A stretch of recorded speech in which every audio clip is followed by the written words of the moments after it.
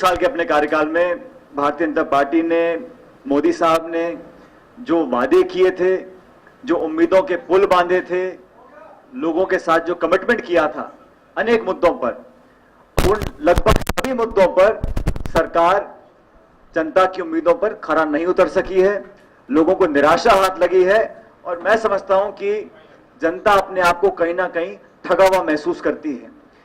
आज मैं आप लोगों को बताना चाहता हूं कि भारतीय जनता पार्टी की सरकार ने पिछले 12 महीने में जो जो वादे किए, वादा ना निभाना एक कहानी है, लेकिन अपने स्टैंड को लगातार बदला है।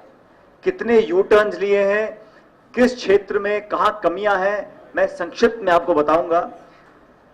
द्विपक्षीय वार्ता करने के लिए आप किसी देश में जाएं, देश की बात करें, ठीक है, लेकिन आप भारत के अंदर, देश के अंदर जो फसल खराबा हुआ, जो जमीन से जुड़े हुए गांव में रहने वाले कृषक समाज के लोग हैं, उनकी पीड़ा को, उनके संकट को, उनकी मुश्किलों को समझने की बजाय, जिन लोगों ने आत्महत्याएं करी हैं उनके घर परिवार के लोगों के आंसू पहुंचने की बजाय आप 19 देशों में घूमकर आए और वहां जाकर बोले कि 2014 से पहले भारत में जन्म लेना लोग अपने आप को शर्मिंदगी महसूस करते थे।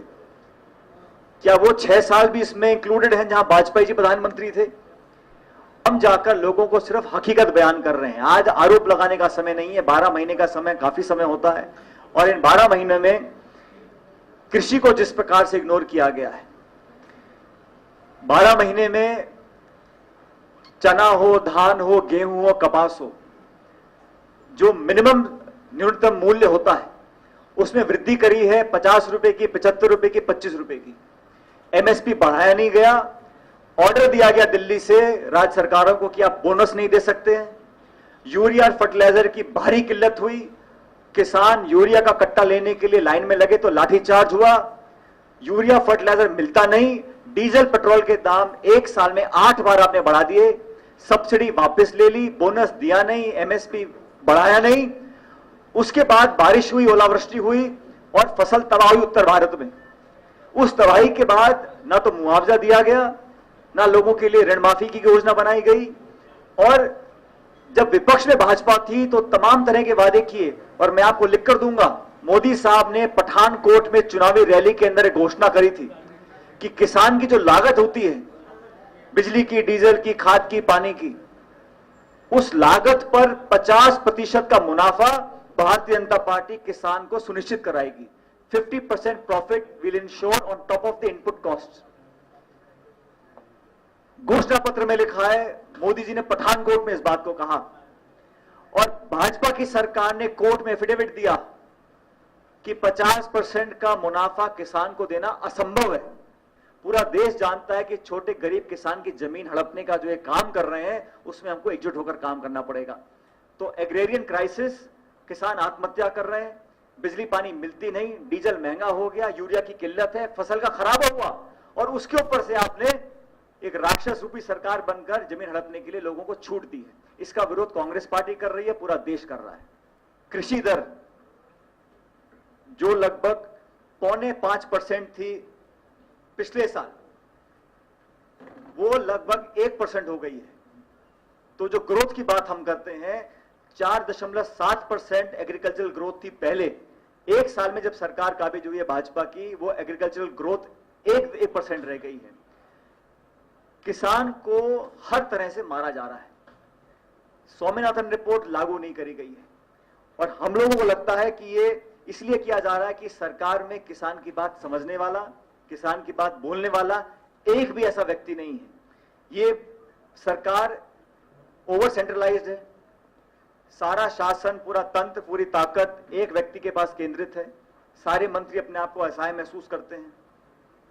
और इस बीजेपी सरकार ने धीरे धीरे क्या किया है, मोदी साहब का भाषण आपने सुना होगा।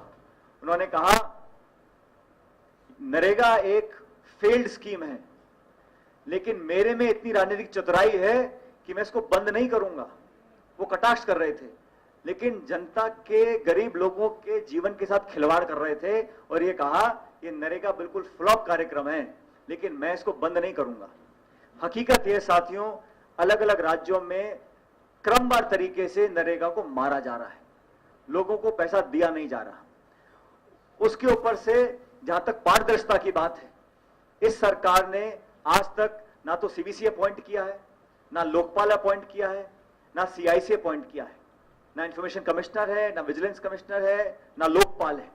और ये जानबूझकर जो इंस्टीट्यूशंस हैं उनको खत्म किया जा रहा है, क्योंकि सत्ता का पूरा एकीकरण कर कर वो राज करना चाहते हैं।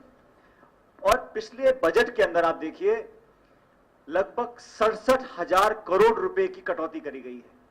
महिला विकास में, बाल विकास में, ग्रामीण विकास में, सड़क में, पीने के पानी की योजनाओं में, ग्रामीण क्षेत्र में infrastructure development, social tax sector scheme, ICDS, mid day meal, हर प्रोग्राम को आप जोड़ लीजिएगा तो लगभग 67,000 करोड़ रुपए की कटौती सरकार ने करी।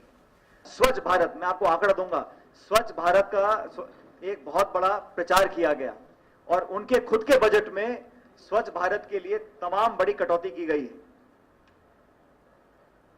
स्वच्छ भारत अभियान में पहले थे 15,000 करोड़ रुपए, इस बार दिए 6,000 करोड़ रुपए, मतलब 9,000 करोड़ रुपए की कटौती करी है स्वच्छ भारत अभियान में, जहां पे सफाई और